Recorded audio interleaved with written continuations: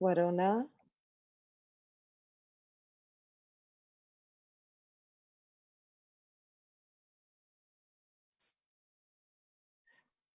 Hi, everyone.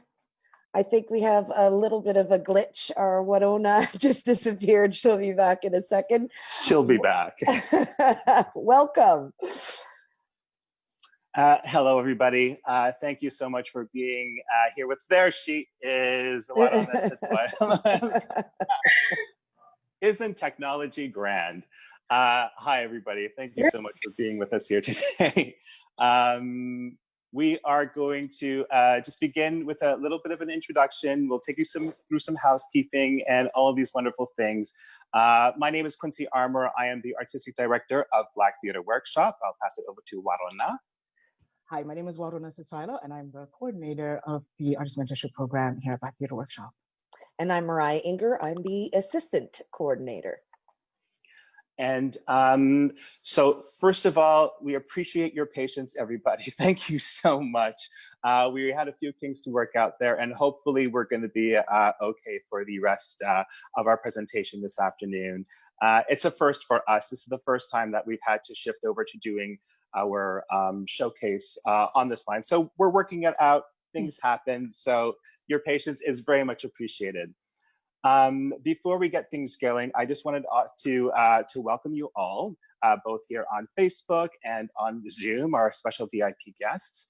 And I wanted to say to begin with that here at Black Theatre Workshop, we are storytellers, and we acknowledge that we are following in a long tradition of storytelling here.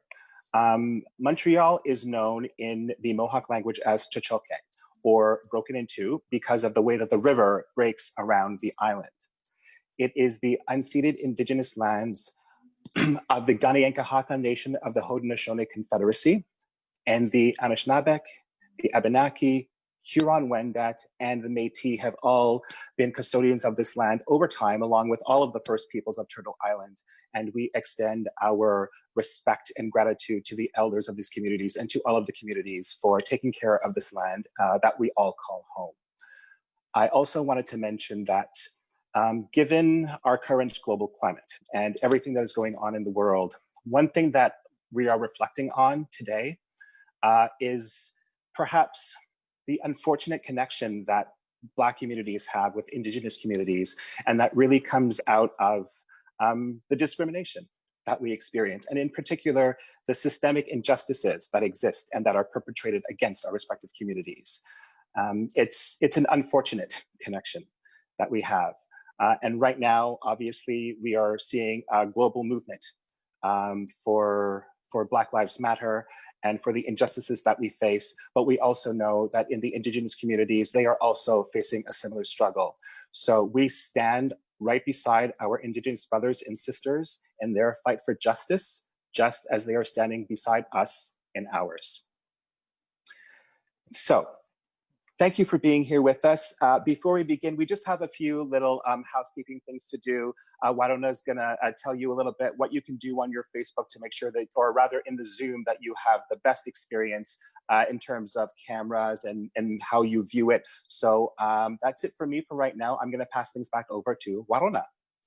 Thank you so much, Quincy. As you can see, I'm on a new space. The first thing I'd just like to say, as Quincy said, when we were in the theaters, we would ask people to turn off their cell phones and unwrap their candies. And in this situation, we ask you to please go onto gallery view and also to hide any non-video participants. And you can find that in your settings. You can just click that. And of course, please make sure your microphone is off. Sometimes Zoom will kick you out and you come back in and your microphone will be back on. So if you could just check out periodically through it, and I will also be checking it out and turning off microphones and videos that might be popping up. All right, so on with the show. Before we get into it, I just wanted to let everybody know about our new showcase. Our new showcase is actually in 3 parts, and this is just one part of it. We just wanted to share with you part of the work that we had been doing and kind of give you like a sneak peek into the artist mentorship program. But we do have 2 other parts that are coming. One of them is going to be a short video where you will get to see monologues from our actors, as well as just have the other ensemble members answer questions, and you can find out more about them. And that'll be coming out really soon. So you'll get that in a package. You'll get that on email or a link to that. And the other part of our showcase is we are connecting our ensemble with members of the community, professional established members. A lot of you have been contacted already to do one-on-one meetings with them. Thank you so much for your responses. We're super excited about that, and those should be starting next week.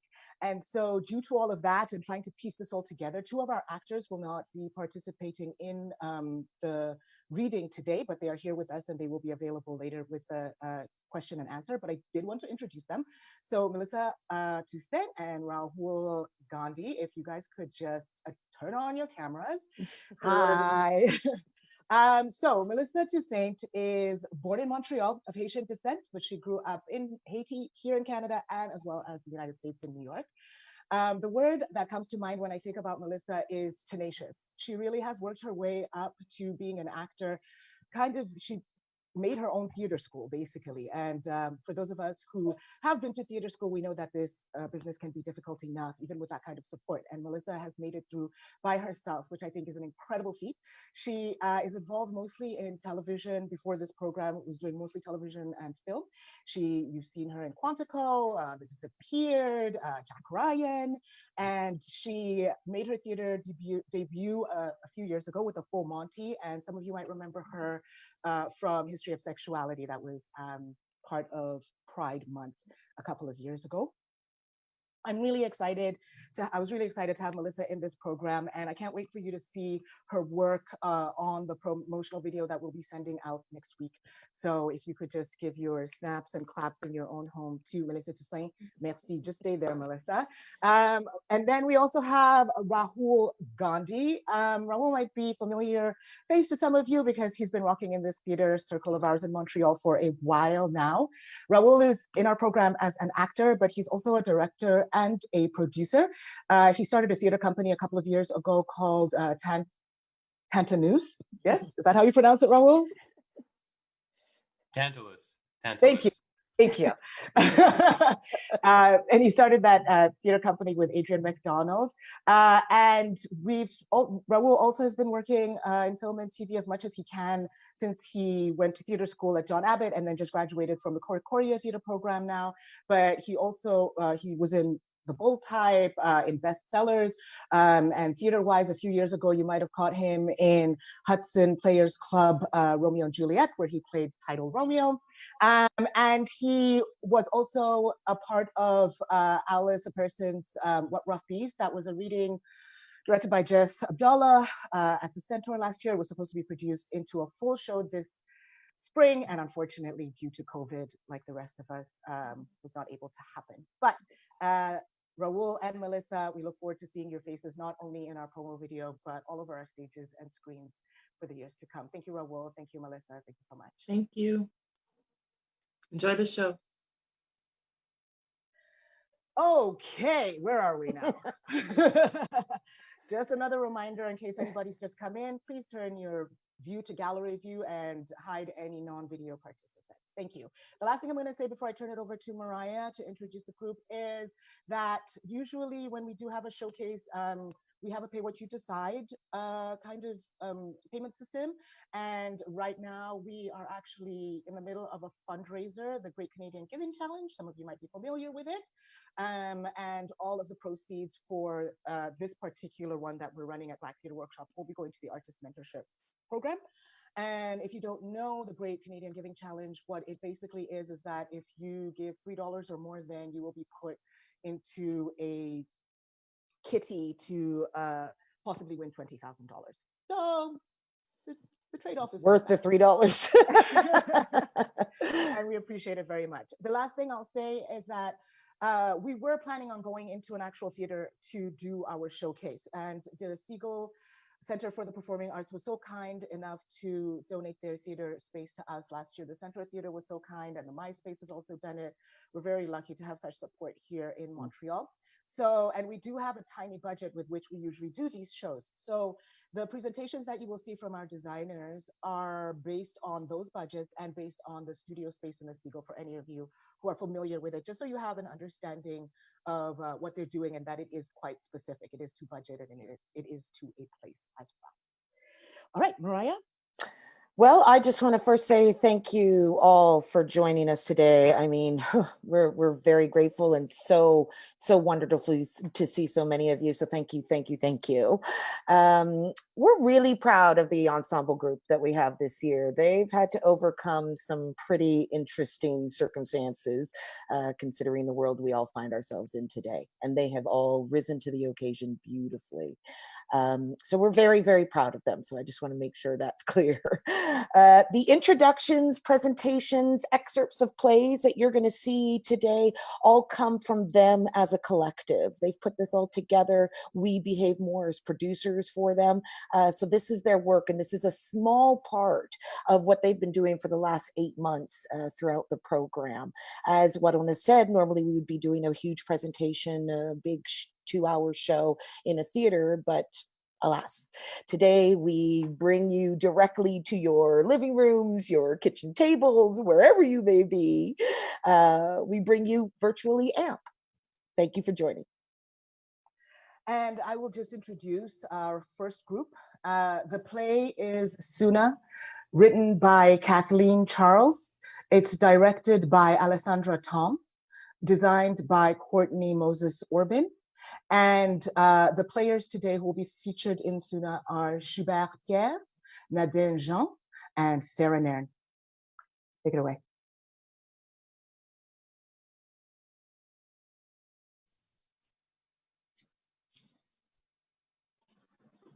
Hello, everyone. Hi, my name is Kathleen Charles, and I'm the playwright of Suna. And I wrote this play for several reasons. I just want to come to you and give you a synopsis so that you're well set and ready. This play comes from me trying to have several conversations that pertain to my personal experience as a Black queer Haitian woman, and wanting to make sure that those conversations surrounding Black identity that were beginning to happen in the Black theater community were intersectional.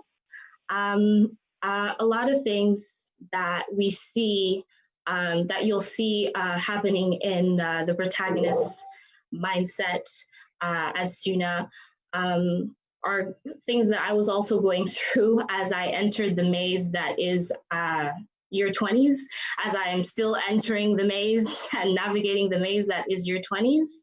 And within the Black community in Montreal, I wasn't seeing anyone have these intersectional conversations about Black identity, so I decided to write it. And I feel like there's something to be said about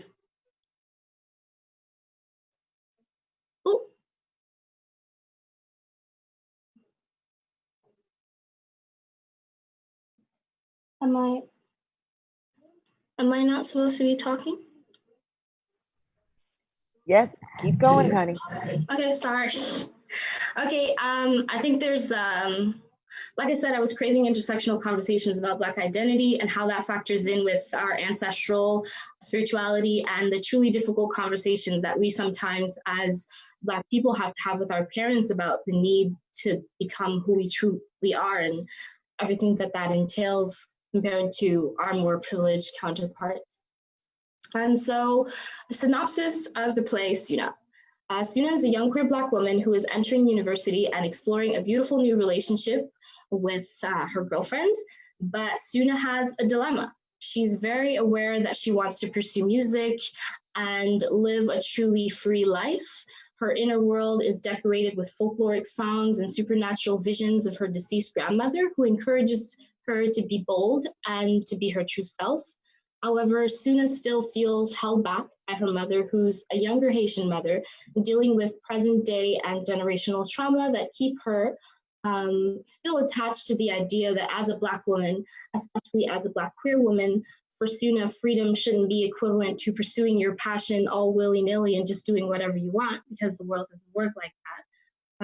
For her, Suna's mother, freedom is respectability politics and going for a career that will grant stability and perception from the outside world, or at least from white people, that will be protective to you.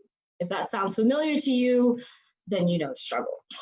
Overall, Suna's story is a story of a young woman finding her way to her true self, accepting that she wants to be free, and not a politically correct kind of free, nor a respectability politics kind of free, not even a make as much money as I can to try and get my credit score to a point where white people respect me, at least to my face kind of free.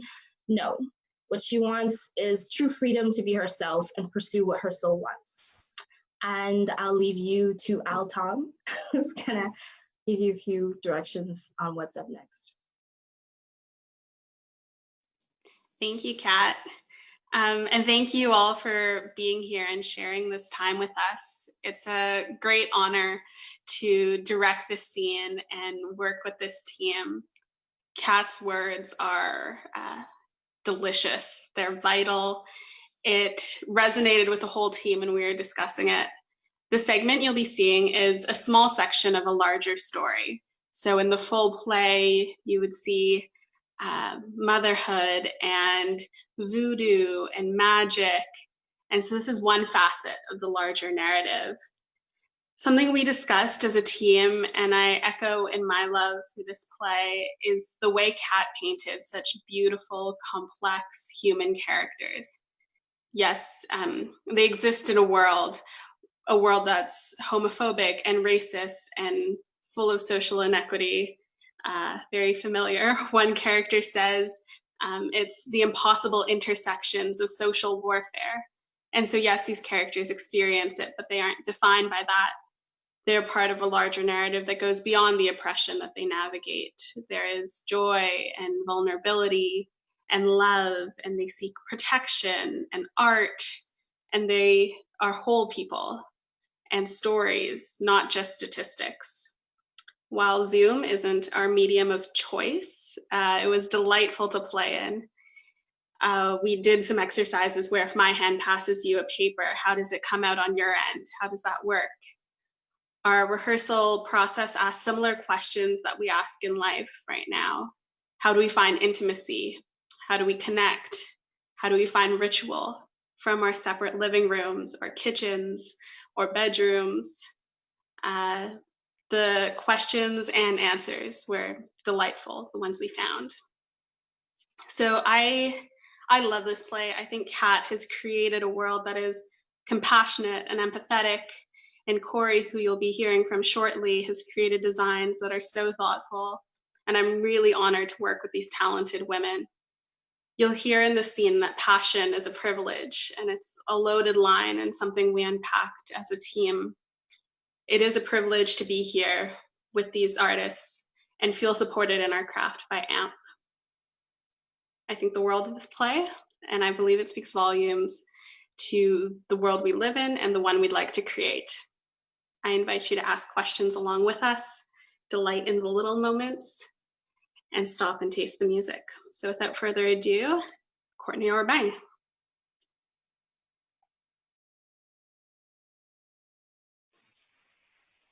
Hello, everyone, and thank you for joining.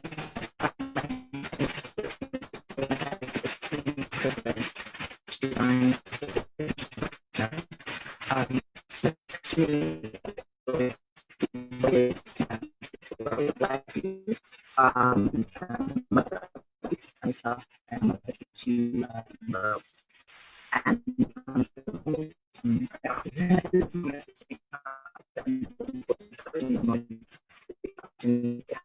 to project myself.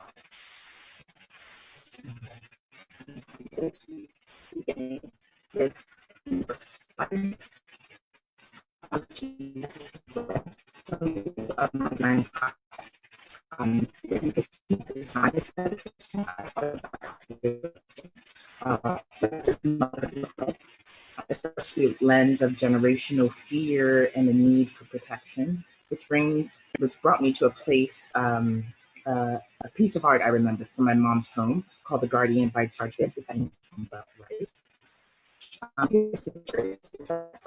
Artist resulting in exaggerated parts of its hands. I thought, how do I make actions ethically? And the other in Charles' art, that this about Jordan that embodies all about the familial bond. Next Corey, slide. I'm just going to stop you. Sorry, Corey. It's Wadron. I'm just going to stop you because the sound is we're having trouble with. Can you try turning it down a little bit from your end? Just turn your volume down a little bit and see if that works. Just your own volume on your computer, on your mic.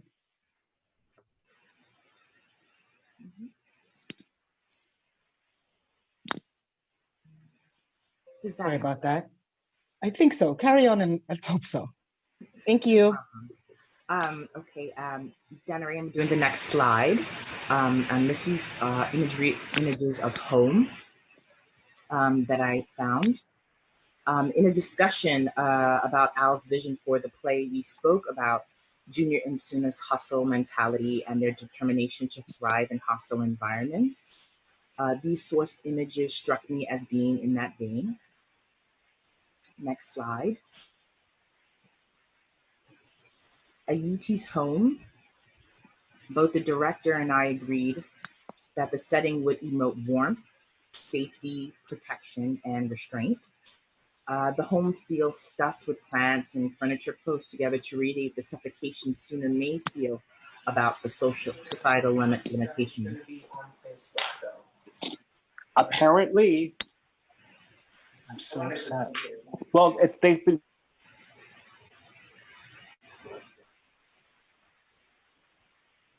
Okay, we're just gonna pause a moment.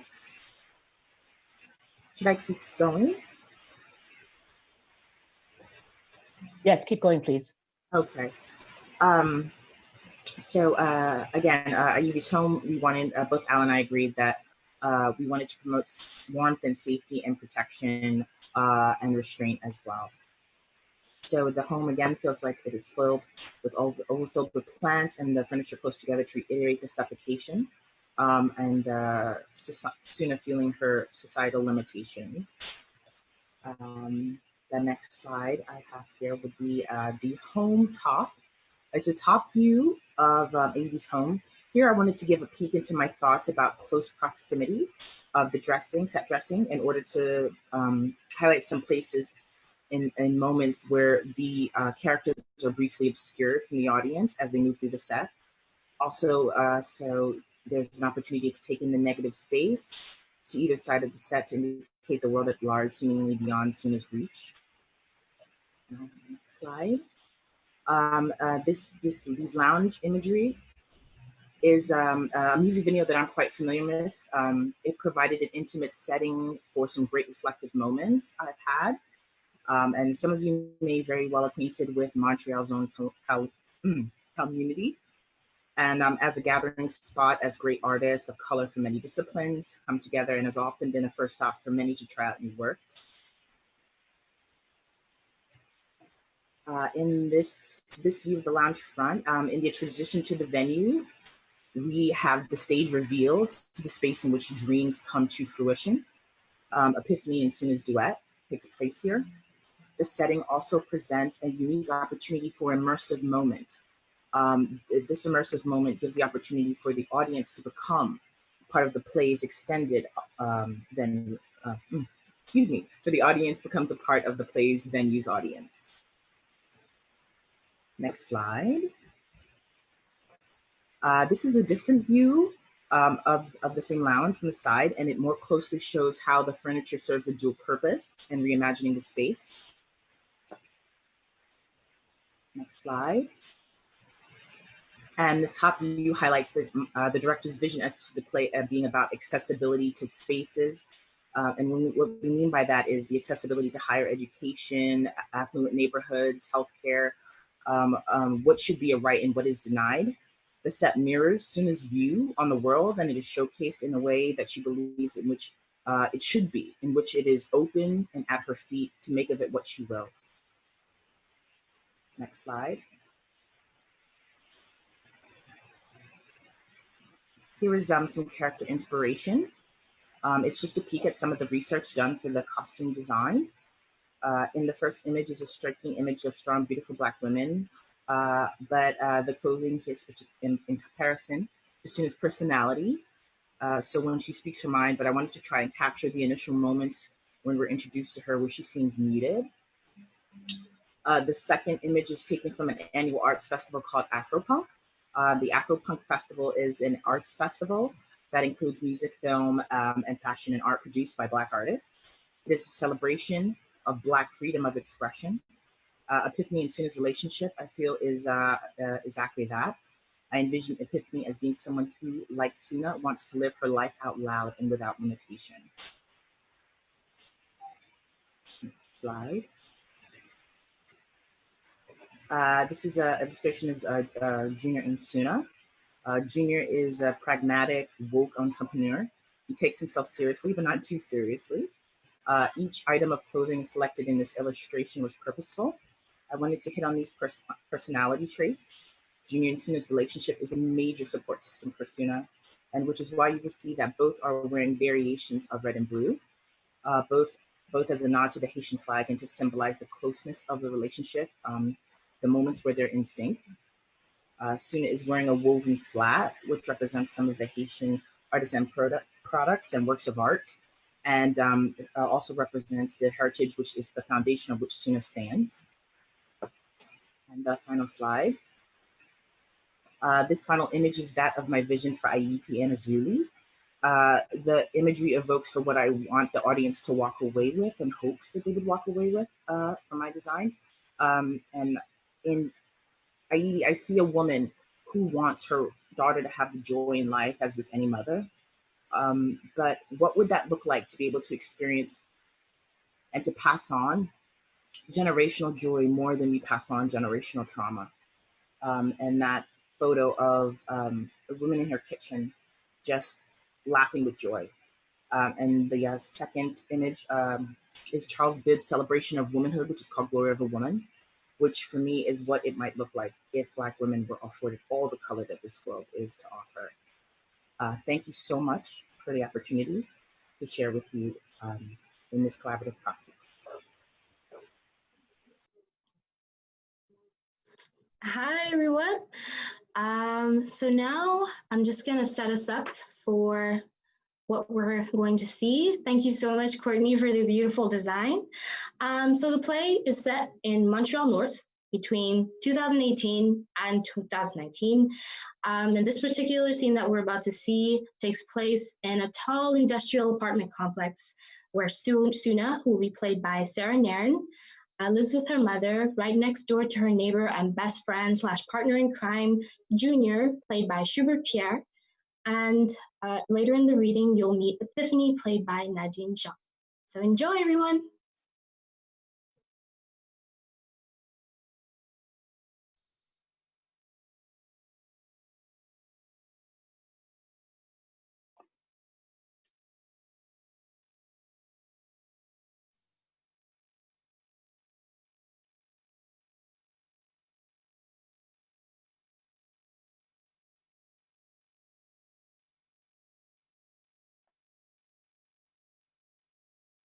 Wangalo wale kilewa vini wemanko wale kilewa vini wemanko peya change kilewa vini wemanko wale Wangalo wale.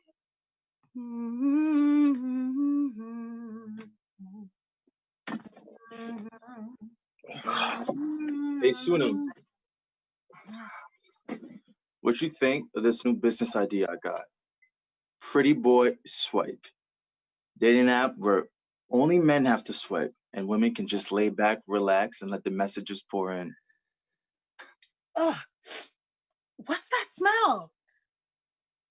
Oh, right. It's your toxic masculinity. You should really wash that off. It stinks. Okay, all right. I see. Don't worry. All the grades got haters. Haters, you know I support you.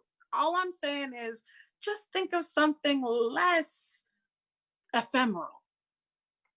Ah, okay. Madame goes to university now, and all of a sudden start using big words and whatnot. You can just say bad. University is honestly not what it's made out to be, Junior. There's so much work and so many white people. Yeah, but you're in music. C'est touchy. No, it's not. Jazz is so complicated. There's rehearsals, composing. I got to impress my mentors, and it's so competitive. Blah, blah, blah. Stop complaining. Yo, just get through your bachelor's. And so you can apply to law and get us all out the hood, all right? I'm counting on you, Suna. Whatever. What, are we best friends? Yo, what happened to looking out? We are. But you'll get yourself out the hood. You don't need me. Yo, whatever, man. Speaking of getting out the hood, I'm surprised you didn't move out your mom's with how far your school is. Aren't you tired of commuting back out here from downtown all the time? Leave the North? To be around all those rich white kids? The international students spend $30 just on lunch for one day. I'm good here. $30? Damn. Yo, that's grocery money. But you know what? That's gonna be you one day. All right? Maître Christina Jean-Baptiste. Ha! Yo, it's gonna be good, I'm telling you. But I don't even want to go to law school anymore. Junior, I'm tired. Honestly, I just want to sing and write music. Yo, I know, but we're all tired. Yo, think of it this way, all right? In the long run, you'll be better off. Yo, remember we were just two suckers in high school? Shooting the hubs, running around, playing music, and getting in trouble? And yo, we was broke too. Yo, our peanut butter sandwich for breakfast, lunch, and dinner broke. Now we're here. You know what I mean? You made it through school and I had to drop out, but yo, we still made it regardless. You sure did. Yo, we're fighters, survivors. You can do this. You have your whole lifetime to pursue music. The law school? Yo, that's gonna take you to a whole nother level. Trust. But Junior, aren't you like tired of the hustle? Of the struggle, of just going after whatever's gonna bring you stability? Aren't you tired of just surviving? What do you mean? It's just that when we were in high school, you used to adore playing the drums. What happened to that?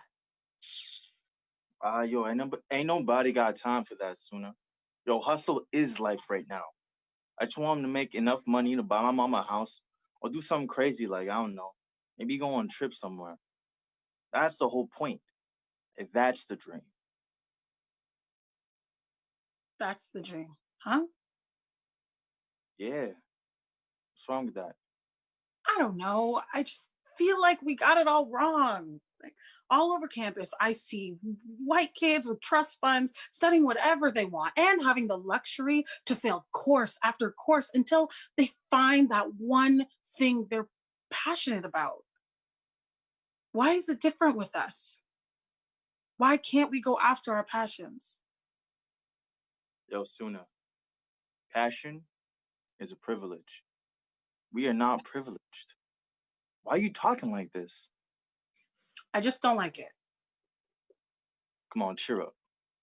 When you finally start working as a lawyer, you'll be able to do anything you want. Like invest in my business, for example. Help a brother out. Come on. Whatever, Junior. Yo, I'm serious. You just got your mind in the gutter because of that girl you met at school. What? How did you know I met a girl? I haven't even told you yet. Yo, you think I'm stupid? Yo, Suna, I know you. Every time you meet a girl, you get all pensive. You be liking them girls with brains and whatnot. What's her name? Damn. Her name is Epiphany. She's Haitian too, and you should hear her on the guitar. Man, something else. Epiphany? Yo, what kind of name is that? It's Epiphany, Junior. And it means when you realize something suddenly and it changes you. Look at you, all poetic. Yo, you really going gaga for her. Junior! Okay, so yo, when are we meeting this Epiphany?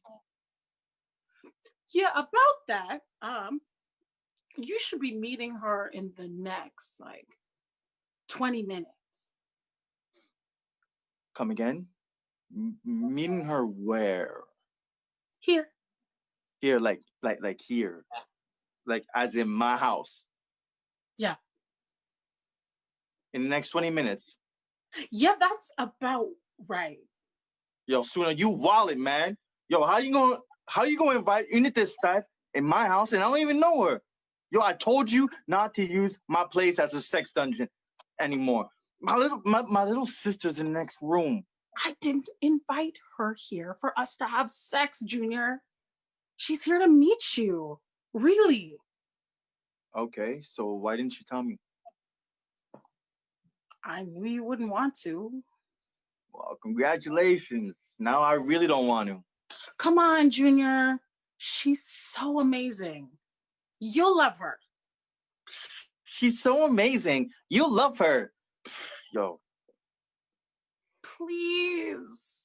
For me, I'm really serious about this one.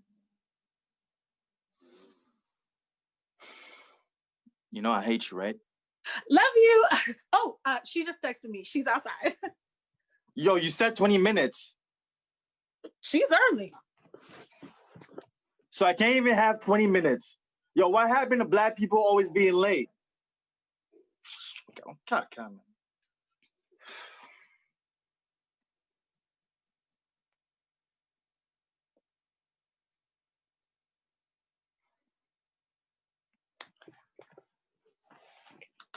Junior, this is Epiphany. Epiphany, meet my best friend, Junior. Hey, nice to finally meet you. Yeah, yeah, cool. Have a seat. Welcome, kind of. Junior. Hey, so how did y'all meet and whatnot? Oh, my parents were throwing this gala at the university for the new students entering the music department. I met Suna there. Then I found out I'd be her TA for her composition class, so we started seeing a lot more of each other. Yo, you sleeping with teacher's assistants now, Suna? That's crazy. You trying to get kicked out or something? Yo, what's wrong with you? Junior, why are you being so rude? You know what? Y'all can make yourselves comfortable. I'm gonna go rest before my night shift. Cause some people gotta work around here. No time for games. Apparently, mi casa is su casa. Only thing is if I come back here and catch y'all having sex, I'm calling the cops. See you later, Suna.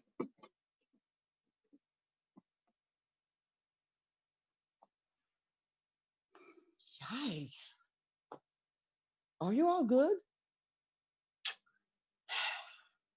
Yeah, we are.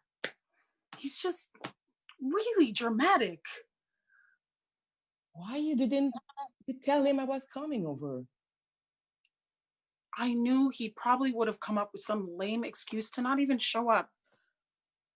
So much for Operation Introduce You to My Best Friend. I'm really sorry about that. It's all right. I'll meet him again some other time. You've known him all your life. He's not going anywhere. I know. I'm just giddy and gay, and I want him to be happy for me, damn it. Aren't I allowed? There. So, wanna see if he's gonna really call the cops? You're so funny. Like, you are so funny. You are absolutely hilarious. Suna! Did I mention you're funny? I'm joking. Didn't you hear this man just say, not in his mama house? Okay. But can I just have one kiss though? I haven't seen you since last week.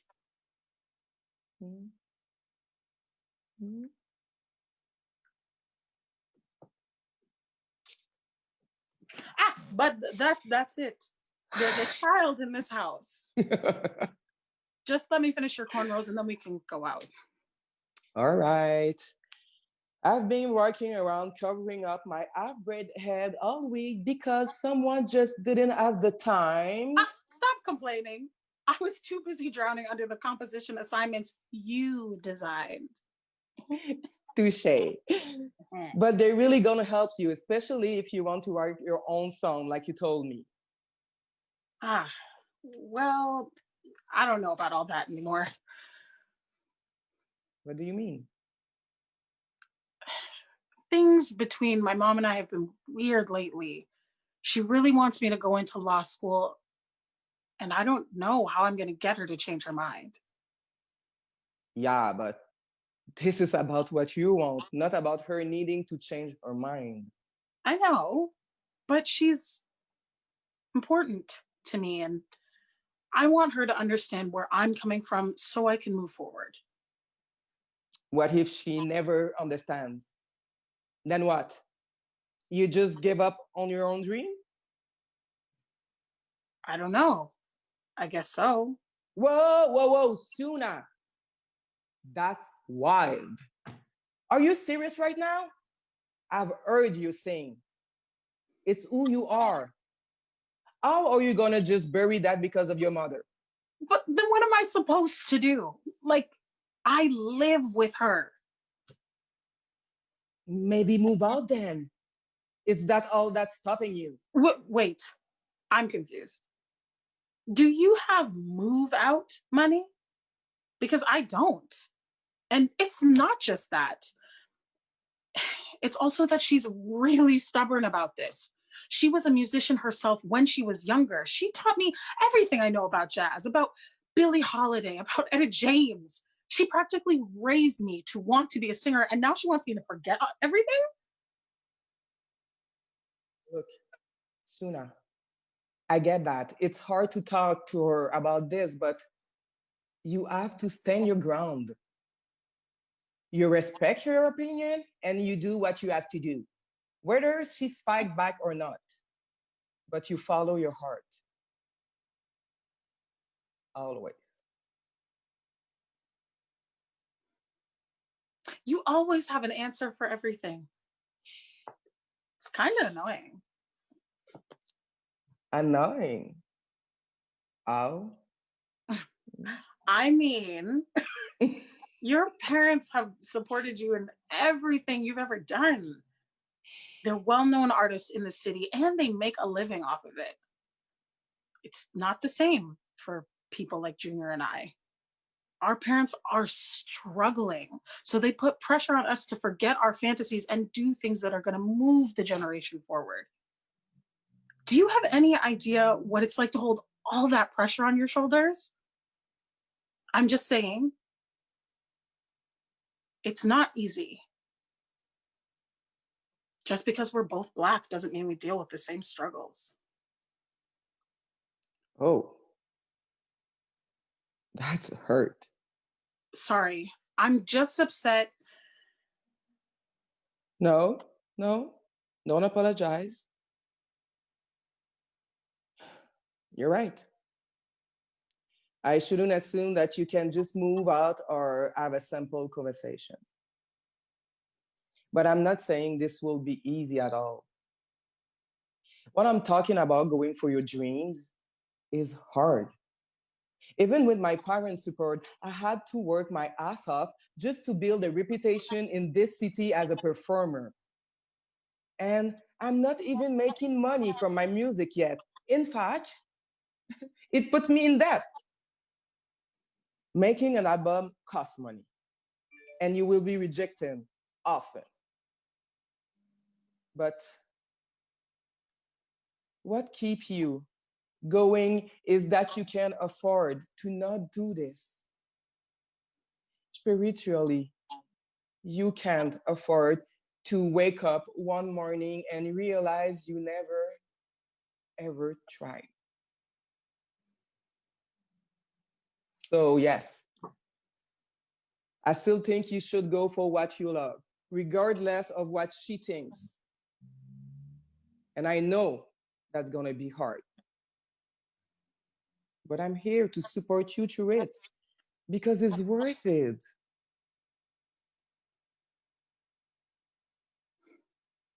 Why are you so damn great? I'm just Oh, you know what? Come sing with me tonight. Sing where? I've got this gig at the bar downtown tonight, and I was gonna sing and play bass to this song I wrote, but it will be so much better if we did together. On top of that, I bet once you get your first taste of the stage, you will sure be ready to face your mom and tell her why you feel. You want me to sing a song I've never heard before by tonight? You'll be fine. It's just like sing reading in class. We can go to my studio to practice a bit after you done my hair. Epiphany, you're out of your mind.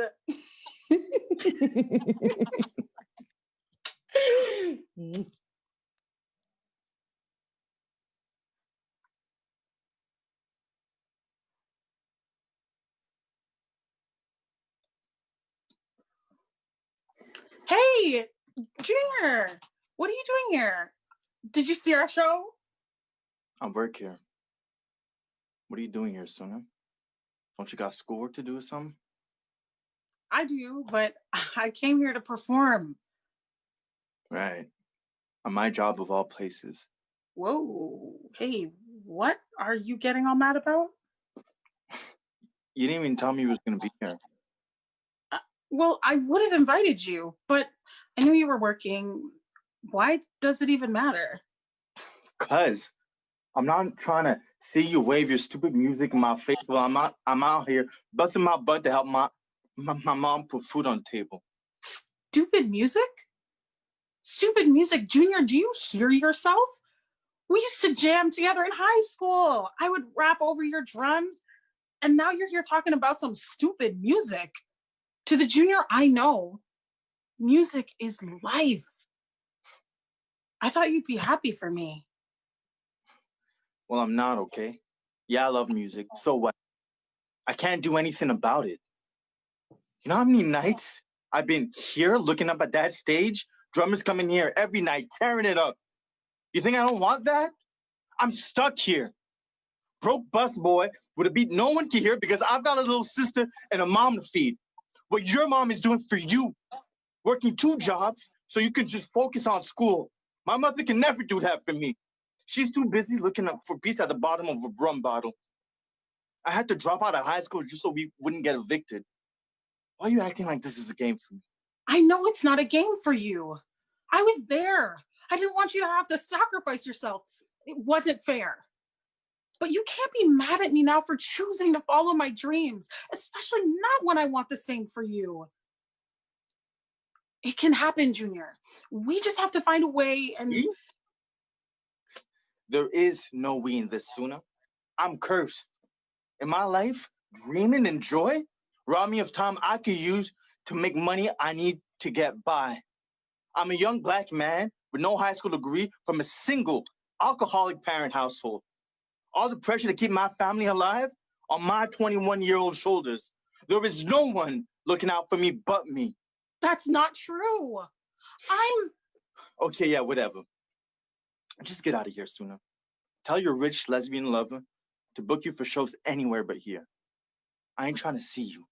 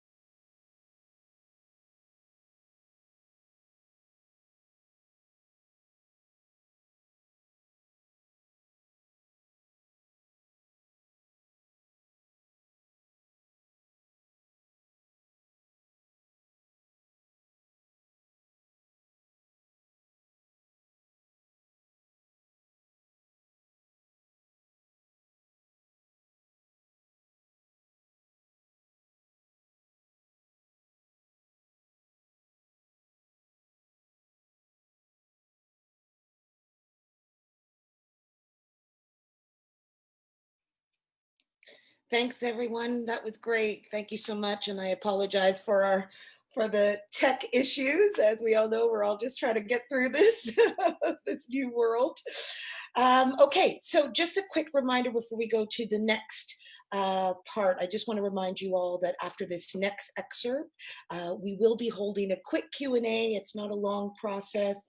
We know Zoom can get fatiguing a bit, but we do have a quick Q&A for some of our invited guests to ask a question or two. So I hope you will stay on and join us for that as well, or continue watching on our Facebook Live. Okay, so now the next reading is for the piece titled Still Gay When I'm Not in Love. Ajani Poirier is the playwright of this piece. It has been directed by Deborah Friedman, designed by Holly Hiltz, and performed by Patrick Park in the role of Angel.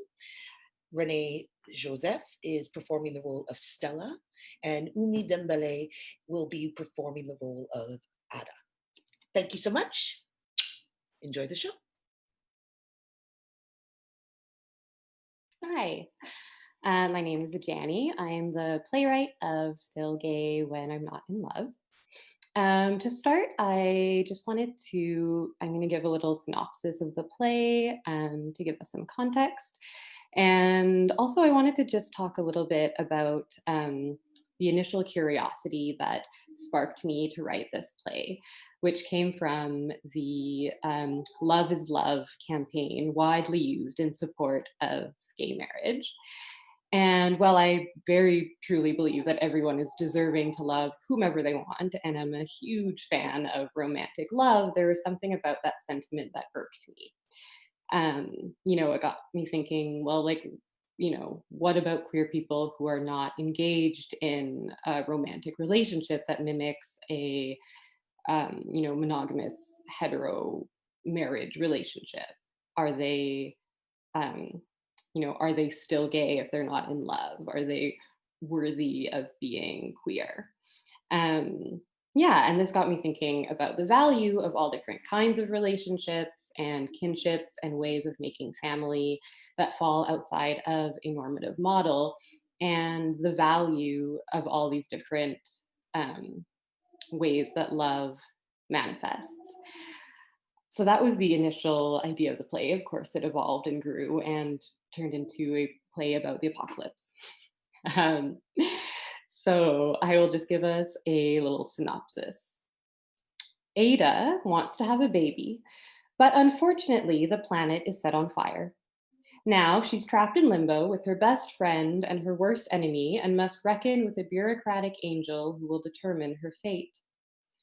Confronted with moral conundrums and questionable intentions, the three struggle to figure out what it will take to survive. Still Gay When I'm Not in Love is an exploration of relationships, of love and family values set against the backdrop of the end of the world as we know it. An ode to queer futures, this play asks the question, who is worthy of inheriting the earth?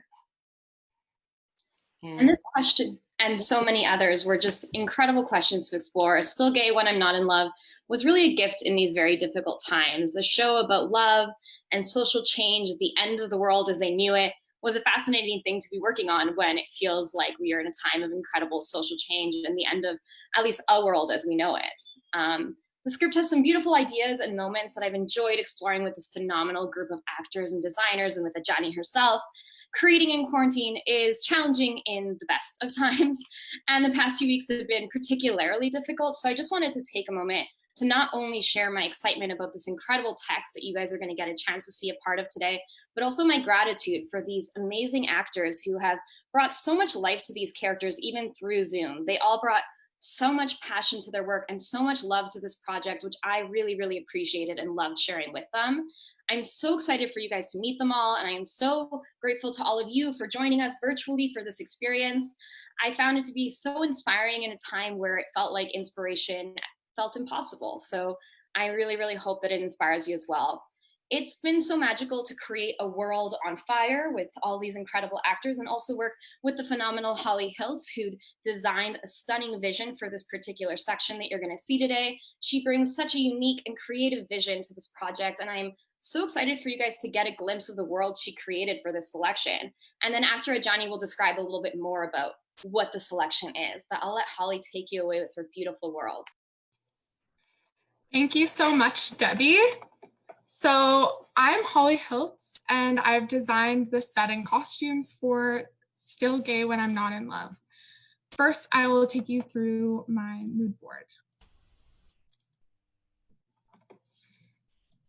So this design was created for the excerpt you will hear today from the actors and was meant to be set at the Segal Center's studio space here in Montreal. So this play is a queer apocalypse.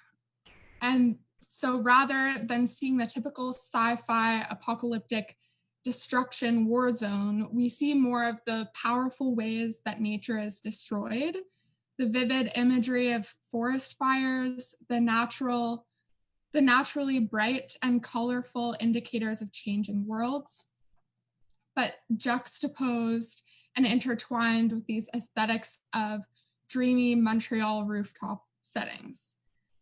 This leads us to different conclusions about this apocalypse, leaving space for ideas of possibility and rebirth.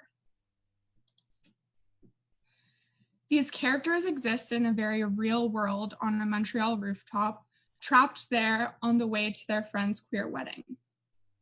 While trapped, the world around them changes. The sky is reminiscent of a smoky forest fire created with fabric and greenery intertwined in this lattice framework that not only mirrors this rooftop outdoor aesthetic, but also serves as rumbling apocalyptic skies with the help of lighting and sound, of course. Another way that this rooted in reality rooftop setting is manipulated by the Angel of Death, who you will soon meet, is in this section here. The Angel of Death, feeling cramped in this small human world, pulls a new space out for themselves downstage center. So when we first meet the characters, the stage seems like just two rooftops, but once we are introduced to the angel, the combination of lighting changes and the angel pulling out the riser from this rigid building frame make it clear that there are greater forces in power. And just as a visual reminder of the color palette before you see the costumes, the forest fire imagery, the doom inciting maroon burgundy clouds, and the dreamy evening skyscape really inspired me throughout this costume design. The first character we meet is Ada, a fiery leader. Ada is a collective-minded, pregnant queer woman who cares about community. She's a farmer and builds greenhouses. I envision Ada as a very grounded, more interested in comfort and practicality. So she would very understandably wear a solid pair of Birkenstocks to a formal event such as a wedding. While she is naturally interested in comfort, her wedding outfit choice also comes with space for her newly growing belly. Stella is next. Stella the star, like twinkling lights against the evening sky. Stella is a young queer woman who is also a performer. She is sassy and bold. She knows what she wants. And I love this description from the playwright Ayiti that she is also a bit of an art weirdo. So she goes all out. Blue was her theme for this wedding, and I see her with some great funky nails, playful sunset-inspired makeup, and very high heels. A cute matching two-piece that is quite restrictive considering they will be stuck here for longer than anyone realizes. And the last character, the Angel of Death, is an otherworldly being who has the power to decide people's fate.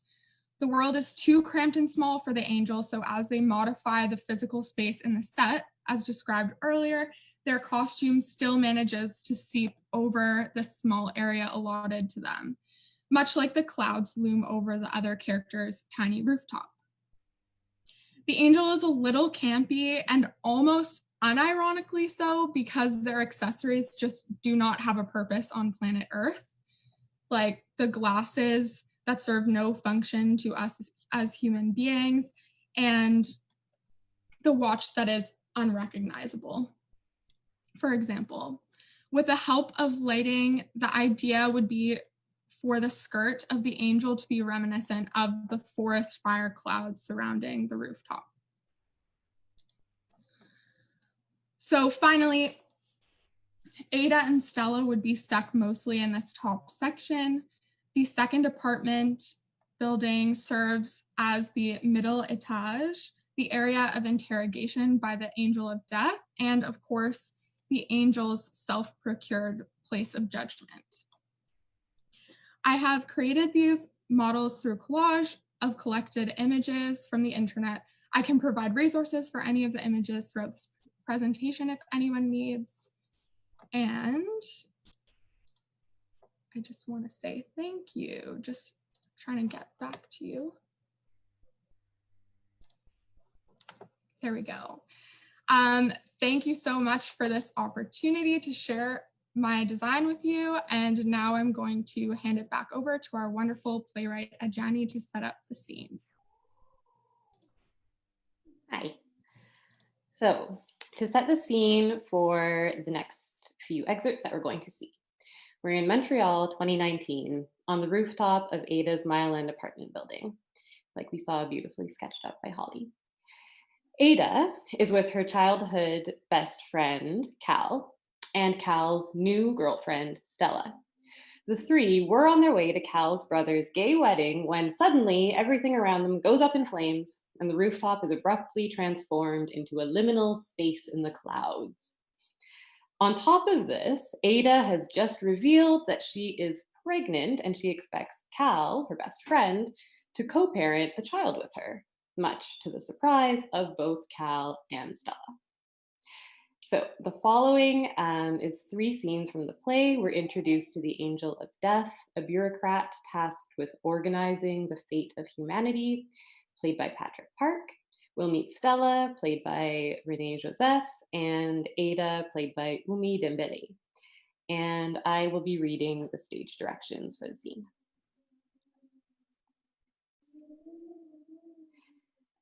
Fanfare begins, announcing the arrival of the Angel of Death.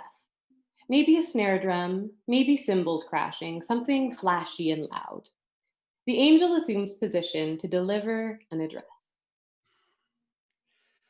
Welcome, welcome, welcome! Precious humanity, you've made it at last!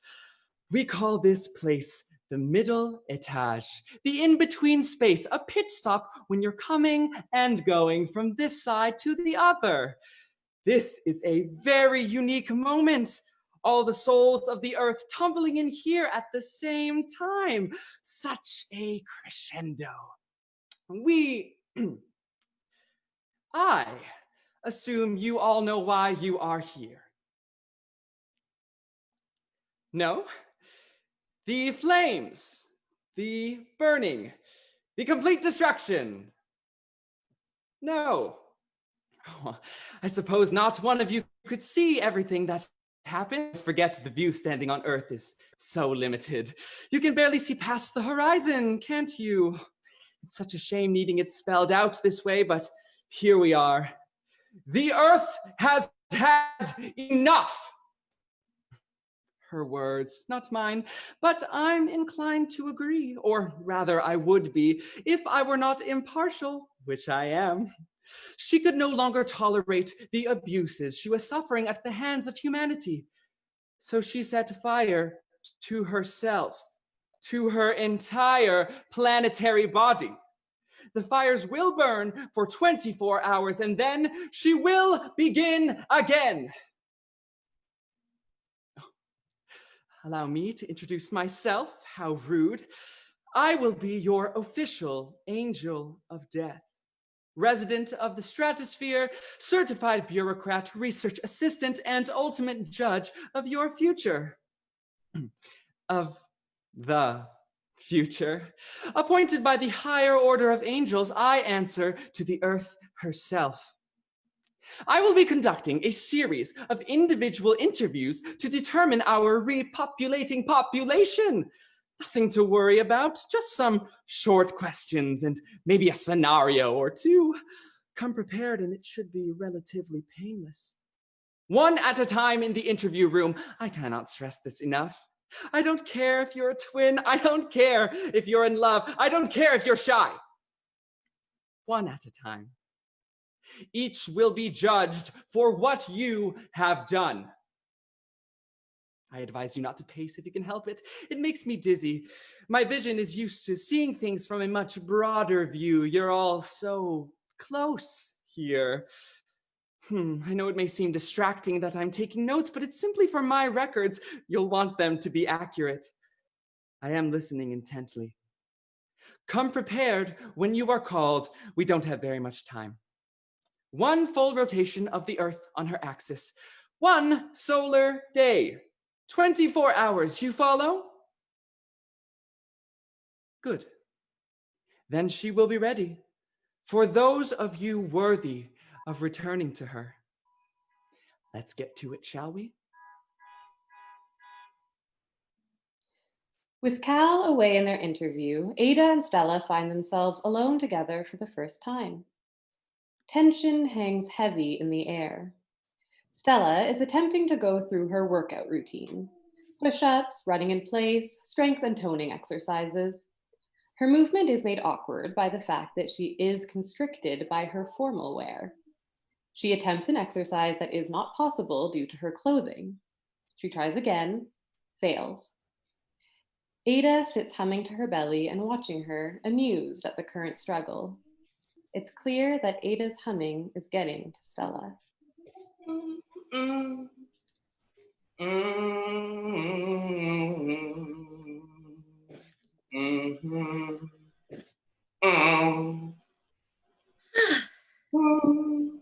Do you mind?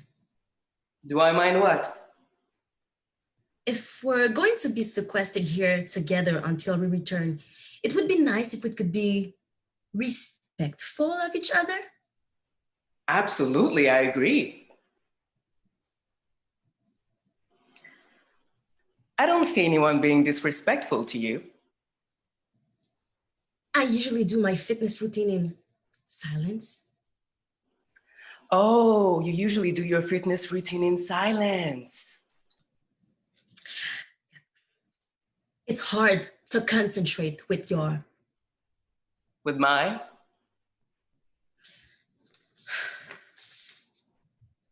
Okay. Silence, please. If I don't mind. Thank you.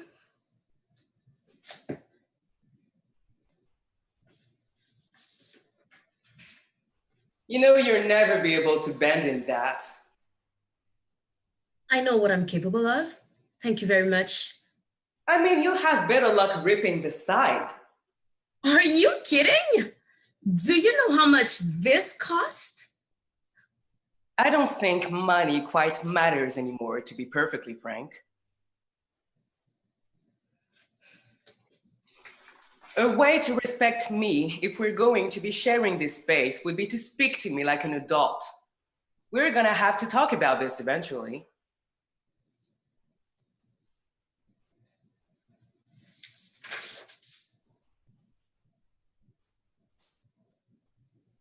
The world is over, remember? It doesn't quite matter anymore. It's not over, it's being reborn. Will you look at me when I'm speaking to you? I'm going back. Cal is obviously going back. I assume you want to go back? Of course, I will. And you think you can ignore me forever? I'm simply trying to maintain my fitness routine together so that I'll remain in shape when I return home. I am strong. I am willing. I am strong. I am willing. Impossible is for the unwilling. I am strong. I am willing. Home. It's going to be completely unrecognizable. Well, we'll live. It's kind of intriguing to think of a completely fresh start. Off grid, naturally. Something self-heating and self-cooling would be ideal. I'd like to build a place that has a central common room with little sleeping nooks that surround it. A room for baby, a room for Cal, one for me, obviously. I wonder if we have this other friend who would probably want to live with us as well. She builds wells. Someone Kat and I went to high school with. You I know. am strong. I am willing. Is this always how you work out? I thought you needed your sacred silence. And I like the silence to be surrounded me. I imagine you would listen to music or something, considering you a dancer. How old are you, 19? No. No music. Well, that's a bit odd. It distracts me. My work is about my body and its relationship to space. Everything else is superfluous. Superfluous. Superfluous. To overflow. Like, I have so much, I have to give some away, right? My cup runneth over, so to speak. Or more accurately, you runneth around, making me dizzy. How do you imagine you'll be working if you're allowed back? I will be allowed back. And I'd rather not think about that right now. You can't imagine it. That's not what I said. Have you thought about the kind of work you would be best at? No.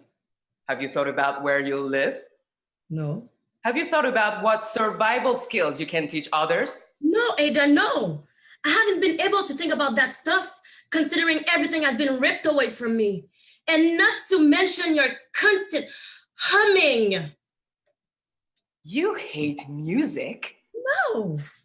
You just said you don't listen to music. Prince, FKA Twigs, Cher. Those are my favorite, if you must know. Eclectic. Purple Rain? Yes. An obvious choice, but a classic.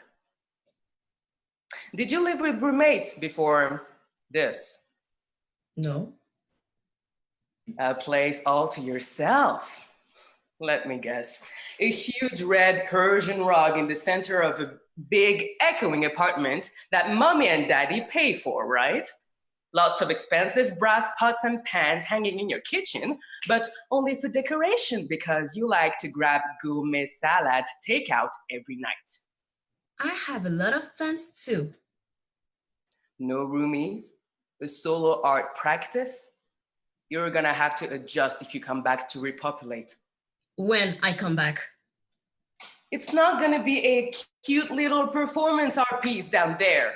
The new world is going to be messy at first, not artistically messy like you used to, controlled and stylized in a studio with paint and soft lighting, real messy.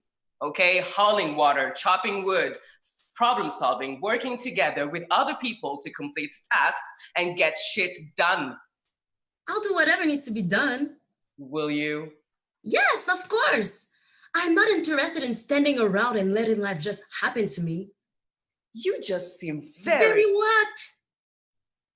It doesn't matter. You wanted to talk. Now we're talking. You don't think I seem very what? I don't know you super well, but I get the sense that you were a very... You don't know me at all. I do have the sense that you're a very insular person, not community-oriented. Fantastic. I can only suspect that's not a compliment. You do realize we're part of a divine reckoning here. I know it's a lot to handle mentally, emotionally. This is unprecedented and much bigger than us. You say that as if we have no control over our actions. We're not being controlled by the divine. This isn't part of God's plan. We have our own free will. I have my own free will. And that's not about to change because some apparition calling themselves angel is suddenly telling me what's what. All I'm saying is there's going to be a complete overhaul of systems, and you, with all your glorious free will, are going to have to adjust. It's not going to be a couple-oriented, white picket fence society anymore. You would obviously be outside your comfort zone, but I can help you shift your thinking if you're willing. I don't need your help. Starting with you having an adult conversation with me about this pregnancy. No. I'm having a baby. Cal will be the baby's family. I will be the baby's family. How exactly do you see yourself fitting in? Stop it, stop. This isn't about you. Think outside yourself for a minute. This situation isn't altogether unprecedented. Don't raise your voice at me. It's my voice, and I'll do what I want with it. People's worlds have ended many times at the ends of humanity, okay? The transatlantic slave trade. Ding! There's an apocalypse. The erasure of indigenous culture by colonization. Ding! There's an apocalypse. Divide and conquer. Ding, ding, ding! We destroy each other, less work for the conqueror. Would you not agree? Yes.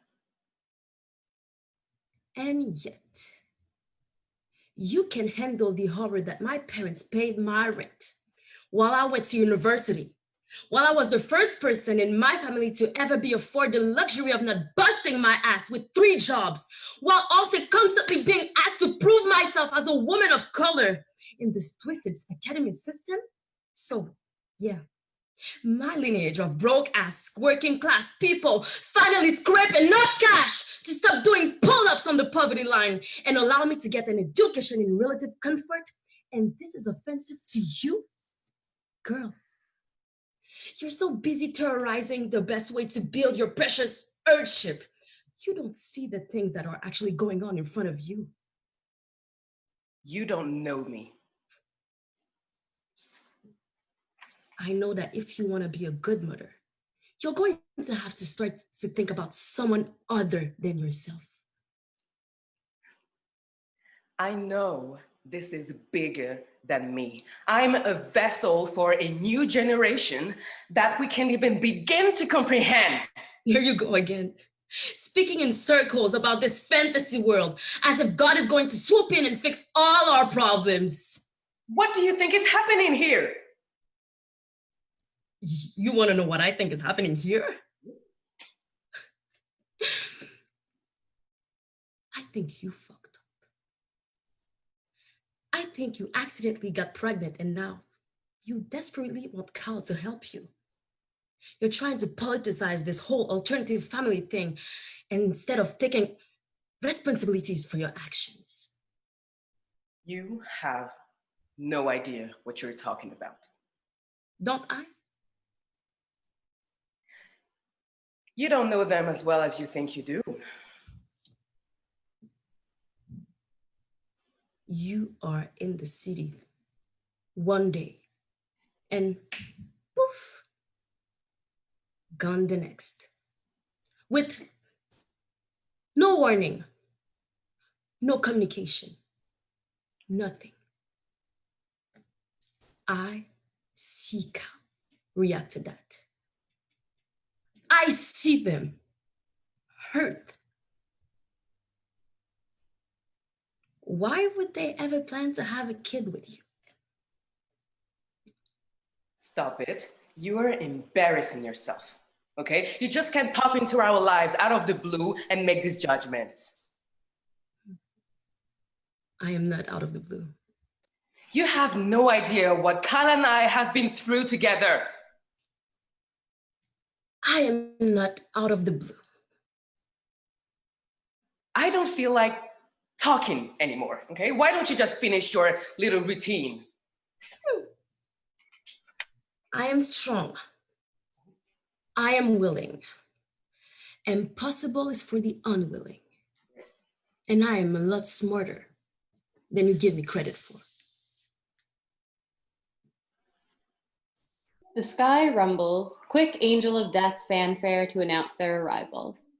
Ada is summoned by the angel, her name rings out across the sky. Ada!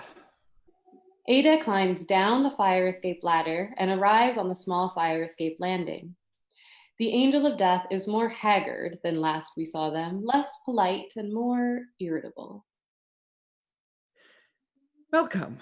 This is an interview to determine your eligibility for repopulation of the planet Earth. She will burn for 24 hours, then she will make herself new.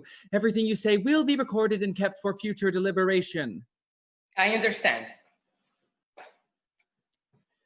Full name? Ada Isis Abdullah. Profession? I'm a gardener. I grow vegetables and flowers and You build love your buildings. family. When you say family, do you mean my friends are my chosen family? They give me life and I adore them. No, I mean, tell me about your mother.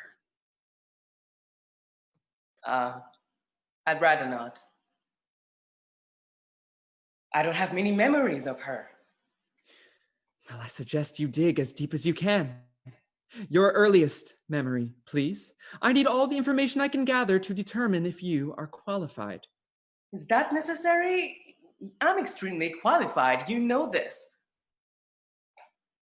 I remember. I recognize your voice. The memory, please. Don't make me ask again. All right. No need for threats.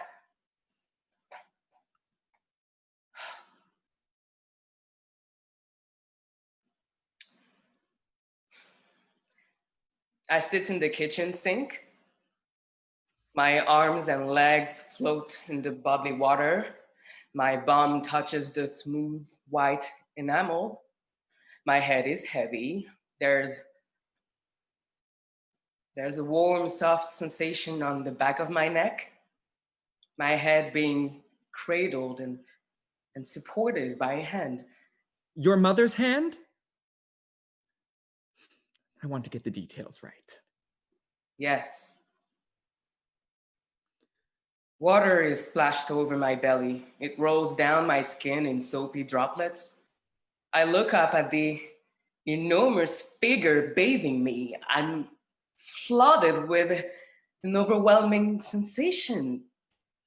This body I have is so small. I remember being smaller than I am now, but how will I ever grow myself that big? Impossible. Suddenly, the hand slips away from me. My head floats down, submerged underwater. My nose breathes in, hopeful, but I'm watery inside and out. It doesn't last long. You never thought you would grow up. It was beyond my sense of what was possible, that's all. Interesting. A murderous mother has kind of a bounce to it. No, that is not how it is. And plus I forgave her. Include that in your notes. I forgave my mother. It's a skill. That's interesting. What are you writing? Do you believe in true love? It's what makes us human. That's what got you into this mess in the first place. Being human? Unfortunately, you'll never be able to escape that fate. Love is the ultimate common denominator, okay? It works. What makes you so superior to the human race? Little girl, there is so much you don't know. Who are you, really?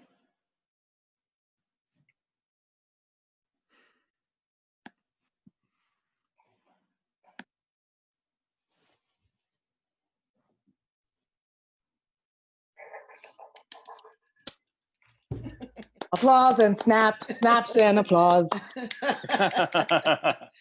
Great work, guys. I know Amazing it's work. hard in this world, but great work. Yeah, Indeed. absolutely. So there it is, everybody, the first ever online virtual showcase of Black Theater Workshop's Artist Mentorship Program. Woo! It was a lot of fun, a lot of work, a lot of planning, but also a lot of effort, a lot of talent, a lot of team coming together. So I'm really, really proud of this whole team. Oh my God, so good. I'm not going to talk for too long because we definitely want to get to Q&A and give our VIP guests a chance to ask some questions of our talent. But I just need to do a few thank yous, of course, before we move on. First of all, to the mentees, thank you so much for sharing your work and your talents with everybody. I'm sure everyone had a great time. To the team at Black Theater Workshop, Adele Benoit, Princess Simons, Christine Rodriguez, and the newest member of our team, Giordano Bruto. Thank you so much for everything that you've done. This program is almost exclusively funded by a major partner. It is the Canadian Arts Training Fund of the Department of Canadian Heritage. They have been funding us for over a decade, from even before it became into this carnation of the Artist Mentorship Program. We literally would not have AMP if it wasn't for Department of Canadian Heritage, Canadian Arts Training Fund. So we're super, super grateful to them. And of course, to all of our individual donors and supporters. We have a brand, this is new, this just happened last week. The dance school of drama and music at Queen's University contacted us because they wanted to become the season sponsor for 2020-21 for the Artist Mentorship Program and made a contribution of $5,000 to the program. So huge thank you to the Dance School of Drama and Music at Queen's University. Thank you so much for the contribution. And of course, I want to mention also all of our guest artists and instructors who have come in over the years, far too many to mention, but super grateful to them. But I absolutely have to mention the team of 7 mentors that were mentoring the emerging artists that you just saw. For the actors, we have Lucinda Davis, Julie Tamiko Manning, Vlad Alexis, and Dakota Wellman. Thank you. For the directors, we have Jessica Carmichael. Thank you. For the designers, we have Sabrina Miller. Thank you.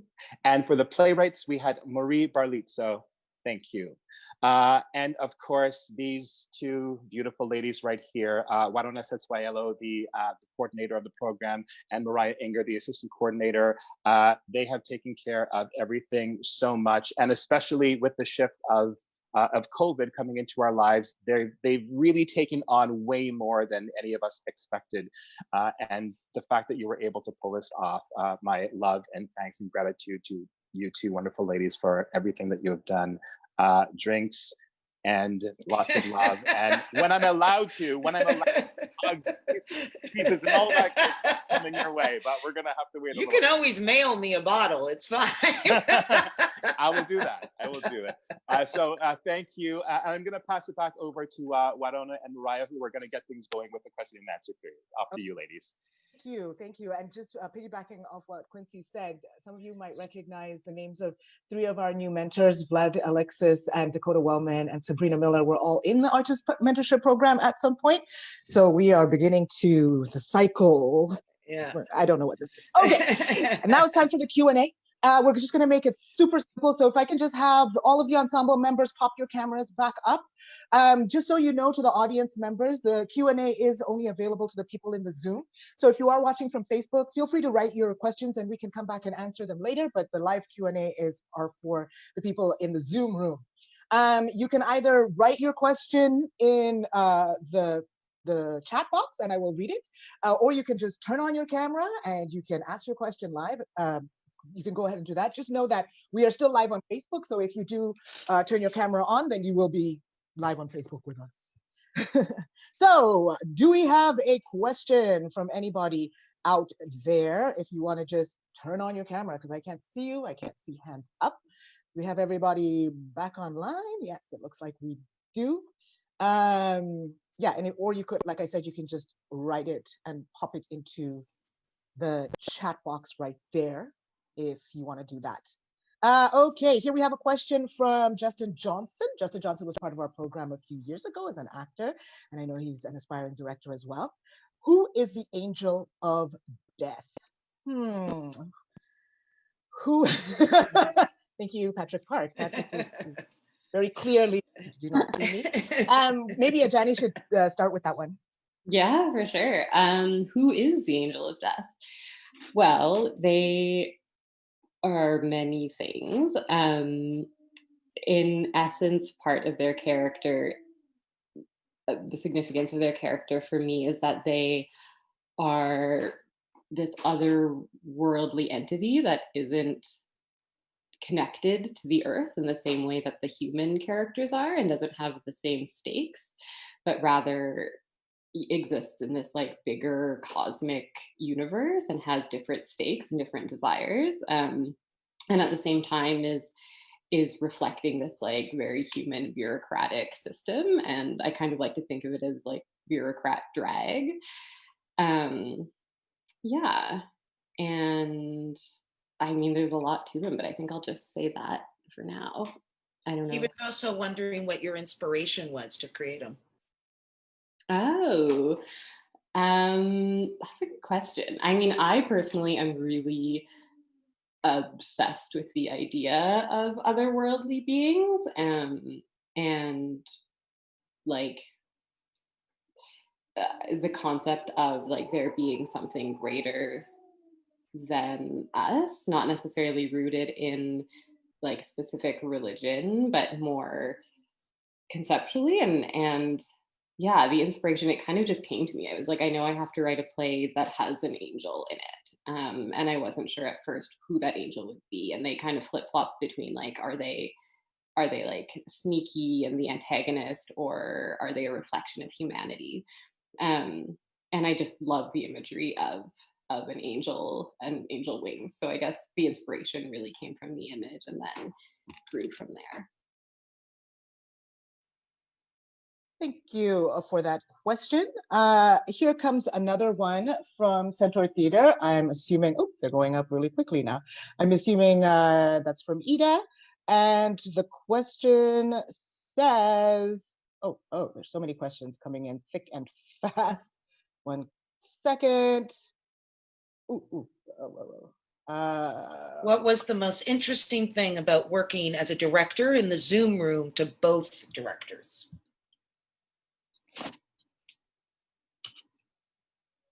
Who wants to go first, my darlings? Let's go. I will go first. Thank you for the question. I think part of it was rediscovering how do we take certain exercises that work really well in the room, we're able to be together in person, and how to translate them to a reading over Zoom. A favorite of mine and was good warm-up was finding those connections through the screen, and we were playing with objects of passing a pen through the screen, and someone picking it up on the other side, And I think that manifested in certain ways, in the kiss of how do you show a kiss on screen in two-dimensional Zoom space. And so it was rediscovering those things and having a lot of delight in finding them. Thanks. Yeah, as Al said, I think the biggest challenge, of course, is translating your practice that you're used to having in a space together and bringing that into the room. And also directing for a reading versus directing for the showcase. Obviously also shifted a little bit our processes. So for me, I think the most interesting thing was finding new ways to use the technology to engage with the text. So even something as simple as being able to private message the designer as the actors were on the screen to be like, hey, this looks weird to me. Does this look weird to you? Having moments like that, or with the writer being able to kind of have a space for us to have our own kind of little discussions. So I think that was what was interesting about using Zoom, was that technology does offer you other things, even though it all those same challenges that Al said I definitely struggled with, and I also discovered my own processes. But I think for me, the most interesting thing was really trying to figure out ways that we could use this technology to actually improve and build on other things that we aren't able to do in a normal circumstance. So I think that was what was exciting. And of course, again, just really engaging with the text was really interesting, and engaging with the text through a screen was really different for me versus our usual table read where we can kind of sit down all together in a shared space. So I think that was interesting. It was challenging. It definitely inspired me a lot. I learned a lot from the process. Thank you, Debbie. The next question comes from Ray Hogg. Thank you for this. It's to the directors and the designers, but I'm going to send it out to the designers specifically because the directors just chatted a bit. Can you talk about your collaboration? Let's start with you, Holly. So I actually see that Dean Fleming asked another question that really relates. So I was hoping to talk about them both. So Dean asked, where were you at when the pandemic hit, and how did it shift the conversation? So I think it's important to know that when we started this process, we were working to fit 3 different texts on stage in a very real way. And so we had a lot of group meetings with the directors and the designers, thinking about themes that came through all 3 of the different texts. And we were at the point where we had to have real budgets and start building when the pandemic hit. So we just paused before spending, basically, and had to rejudge what this was going to be. So I think we are lucky in that sense, but it changed our conversation with the directors because it turned it into less of a collaborative and kind of negotiative process to more a one-on-one, like designer, director, one play relationship. Corey, do you want to add anything? Yes. I guess you hit the nail right on the head. Really, it is extremely difficult to put together 3 different texts and try to have there be a central thread through them all, for them all to feel like they belong to one another, and at the same time, each stand apart.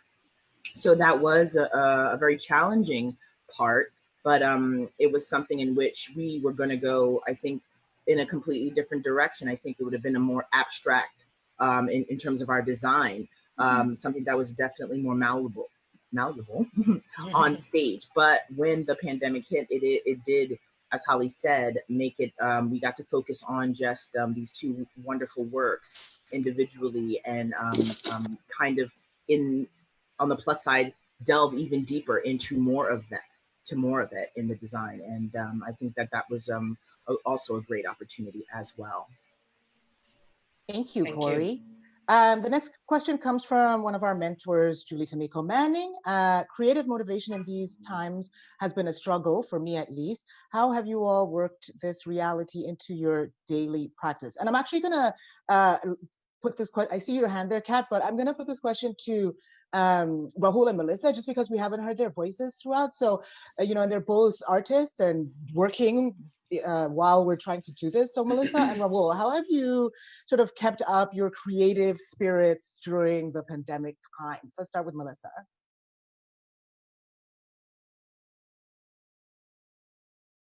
You're on mute. Unmute yourself. Right. Perfect. Right. Right. Right. Got you. I got you. Got you. Got you. For me, it's been I've been using this time to touch base on the artistic journeys that I haven't taken.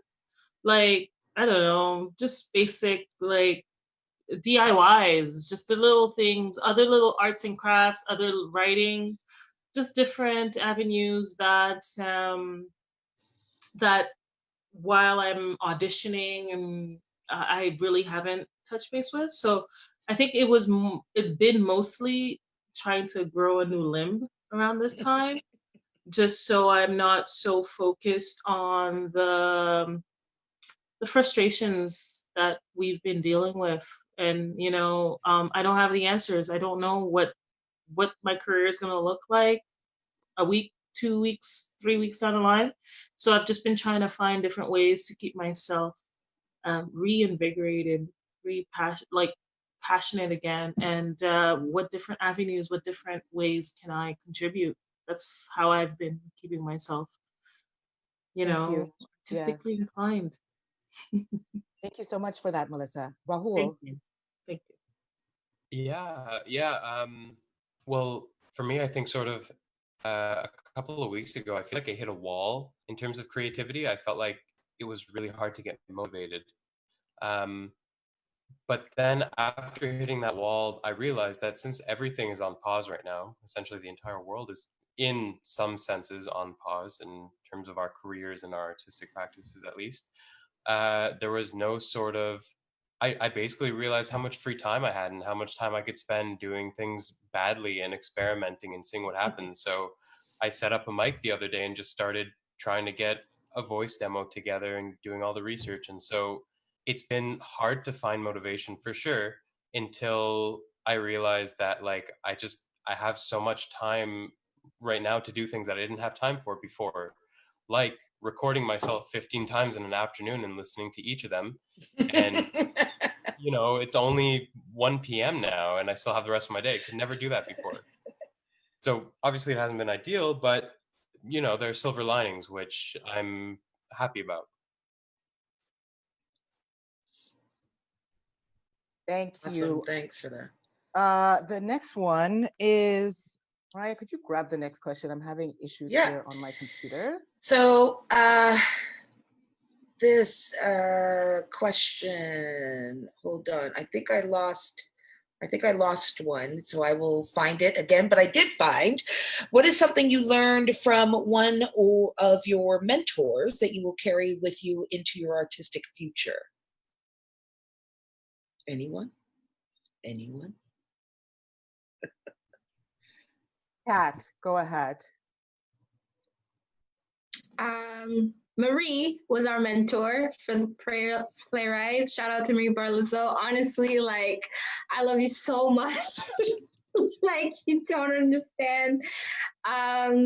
As a writer, it was great to hear from another writer and like get tips on like how to sit for long hours in a day. You know what I mean? Because like in 2020, if you're a writer, you're gonna be sitting in front of your computer for long. Like take like that kind of advice. I really appreciated that, and she really taught me and Ajani to keep writing even in times of like. Even when it seems like no one's there to support you, like tell your own story if you have to. And like there are people that are willing to pay for diversity now because Canada done realize that they've been on some, and so it's time. And so like she's really encouraged us to go for the grants, go for the mentorship opportunities because they're out there and people are hungry for our stories. So we got to jump on them. And yeah, that's one thing that she really instilled in us. And I love you, Marie. Thank you for that. Anyone else? Let's hear from one of the actors. How about you, Umi? The question was about something that your mentor gave you that you would take with you. You're on mute, by the way, so unmute yourself. Sorry.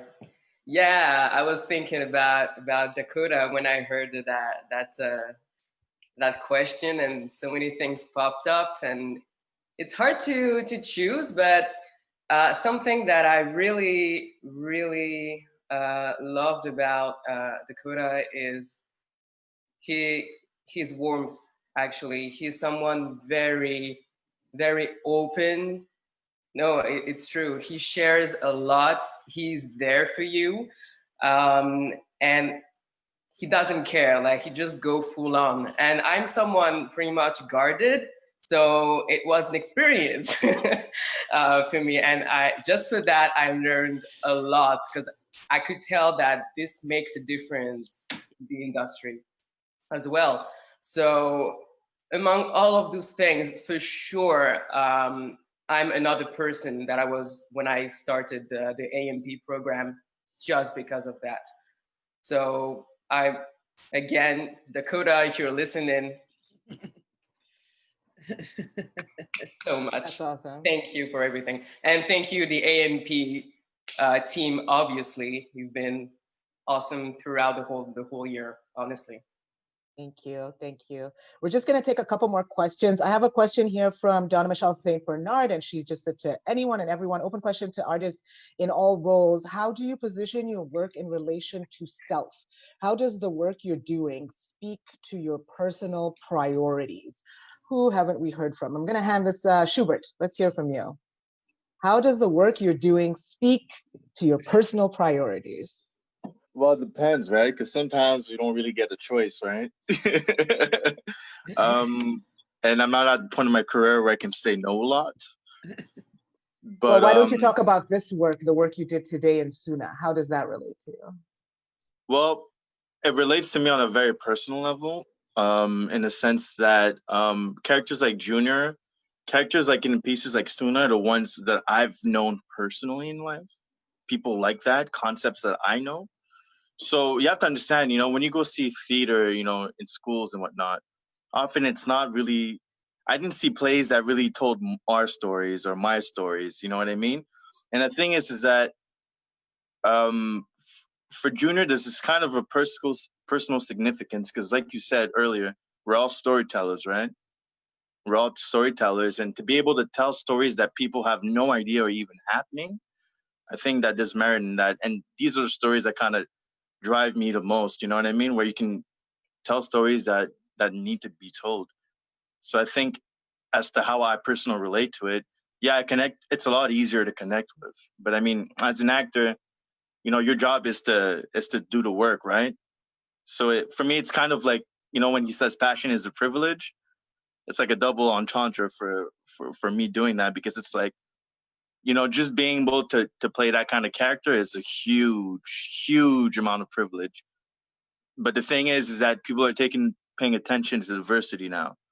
So more stories like that are going to be told, and more opportunities to play interesting characters who aren't relegated to gangster number 1 or gangster number 3. It feels good because this is real. So thank you. Thank you, Schubert. And I'm going to pass that same question to Patrick Park. Hello, I'm off mute now.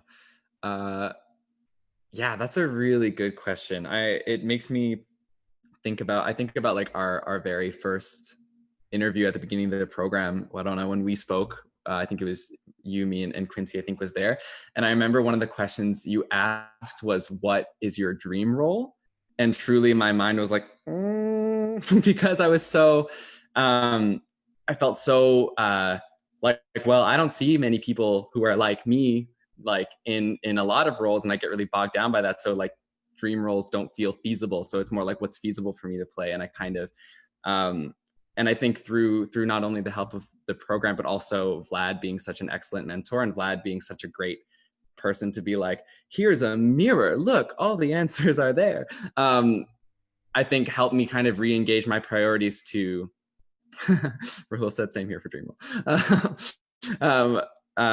It helped me rearrange my priorities to, he often would ask me, okay, who are you as an artist? What do you want? Who are you? And at first that question was like, super, I don't know, like, what does that mean? And I think, so when I think of priorities and trying to like establish my priorities and bring my priorities to whatever like work or theater, whatever comes my way, it is about, for me, like, how do I, with my voice and my values and my personality, what do I bring to this? What do I bring to this? What do I want to bring to this? And that when that isn't a perfect fit, you know, I don't get the part or I don't whatever, that's not because what I brought wasn't valid or valuable. So it's an ongoing conversation. I think I wouldn't say I'm like fully there yet, but it's something I've been working on and something that AMP and specifically my mentor, I think, helped me really think about. Thank you. And our last question that we're going to take today is from Ellen David. Thank you, Ellen. And the question is, what was the experience like for actors in the sense that they couldn't be in the room together? And did they find a way to compensate for that working in this way? So let's start, I think, Nadine, and then Renee, we haven't heard from yet. So Nadine, what was it like working as an actor, but separate in your own space? You know, actors were, especially theater actors, were used to being in the same space. So tell us about it. It was hard, but it was kind of fun too. So obviously I'm the theater girl. So obviously I miss to see my people, to work with my people. And even we need to read and to have the camera, and we cannot look at the person when you play. So it was something like, whoa, as an actor, it was really learning a lot with this Zoom. And we're doing some TV and movie too. So, you know, it's just to transpose actually the theater for the kind of TV show. But it was an experience. It was really an experience. But with Hal, I think our director, Alessandra, really tried to do that with us, like to connect every actor in the play. So she really gave us in the beginning, before the rereading, so she helped us a lot to connect each other and to play each other even if we are not in the same room. So yeah, thank you, Hal. Tell us what it was like for you being an actor in separate spaces. Just press unmute on your thing and go ahead. Renee? Yeah. Unmute yourself. What was it like being an actor and you're in the separate spaces and everything? How did that go for you? Yes. At first, I was really scared because I was just like, I'm a touchy person and I had loved to have that sense of a feeling and stuff. But hey, I just realized how good we are to adapt ourselves, whatever the conditions that we are to be put on. And I think this is like a strength that we have as actors. I felt so much connections with Umi, with Patrick. Deb did an awesome job for us to connect us, to give us tips, to try to be connected all together in Zoom. Like all the technicality and stuff, I felt connect, like not only when we were acting, but when we had that discussion. I feel that it's a work in progress, and everything that we had here together, it's something that we prepared. So at first it's kind of scary because you don't know in what you're thrown in because you're not in the same scene, but then you realize that it's an energy, and we all share the same thing, and I love it. And we all connect right now. And thank you all. Thank you, Deb. Thank you, everybody from the team. Thank you, Renee. Thank you, Lucinda. Sarah, we'll give you the last word on that. How was that for you, working separate space as a performer? It was interesting. Like, it was obviously different. Like, there's not a lot of ways to describe it. As like, I remember, especially like Nadine said, with Al, we like practiced like passing a pen and like throwing random things and slapping each other through the camera. Nobody was harmed, of course, but it was really useful to do all of that because you feel so separate, you know? And I feel like theater is one of those things that really brings, you get so deeply intertwined in each other when you're doing a show, especially when things are so small. Like there was only 3 of us in that scene, and it felt weird that I was like, I'm gonna kiss you, but like not touch you though, because coronavirus. So it was very odd, but then the more we did it, the more I got comfortable with it, and it seemed less different. Like eventually it just came to a point of like finding ways that we could meet in the middle so that we could make ourselves feel like we were in this space. So big props to Alessandra for doing the damn thing, because real, like, listen, it was questionable. I was like, how are you gonna do this? How are we gonna do this? So when she thought of those things, and I don't even know how she did it, but like it made us, I think it also just made us like better actors of like problem solving really on the job to make the best possible product we could. So I'd do it again. I think maybe one more time. Okay. Well, with that, we are going to call it a day, an evening, a night. Happy Friday. It's 5 o'clock. I would like to say thank you so much to everybody who came. For those of you from Montreal who support us every year, we are so grateful. For those of you who it's the first time joining us, we are so happy to have you here from around the country. And the biggest thank you to BTW and all the staff that's been working tirelessly up until like literally right before the showcase. And of course, and to all my mentors who are also here and supporting, and you've heard from them, and my ensemble, Artist Mentorship Program Ensemble, 2019 to 2020. You have my heart.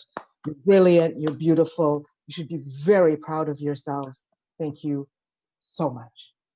Yeah, very proud of all of you guys. Thank you, thank you, thank you for the work and for just getting through it and doing better than just getting through it. Really appreciate it. Love you all, my dears, my wonderful little It's not dears. over. We will be doing one-on-ones next week, so you will hear from me, both audience and mentee. But Dana Ray, feel free to cut the live now. Again, audience members, I guess this is the part where the theater doors open and you are allowed to stream out of the theater. Thank you again for participating with us. Thank you so much, everybody. It's